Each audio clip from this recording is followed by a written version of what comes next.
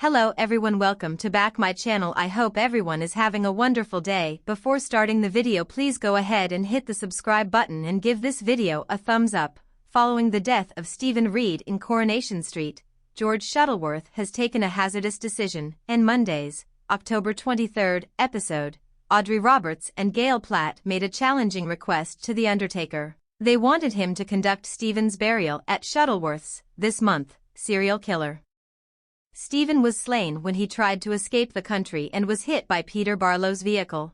Prior to his passing, Stephen had alienated everyone in the neighborhood as it came to light that, in addition to having committed murders, he had abducted his lover Jenny Connor and conned his mother Audrey out of her equity. George initially made an effort to politely decline, knowing full well that accepting the task of planning Stephen's funeral might result in negative consequences. George said to Audrey, "I honestly feel bad for you, but living on the same street and knowing the people he affected makes it feel wrong." Audrey recalled that George's father Archie had previously planned a funeral for Richard Hillman, one of the most infamous murderers in Weatherfield's history. George protested, "No, I'm sorry Audrey, I've made up my mind."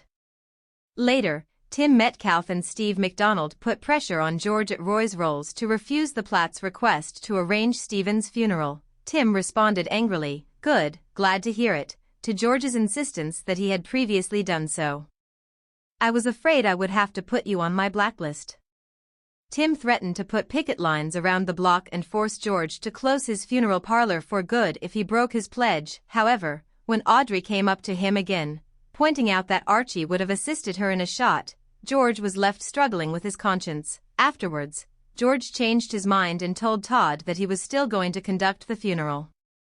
He clarified that everyone deserves a send-off, no matter who they are. To Todd, who seemed skeptical, Todd left George to handle the fallout on his own, making it obvious that he couldn't help arrange a murderer's burial. George went to the Platts by himself to persuade Audrey that cremation was preferable to burial because a killer's gravestone would probably invite controversy.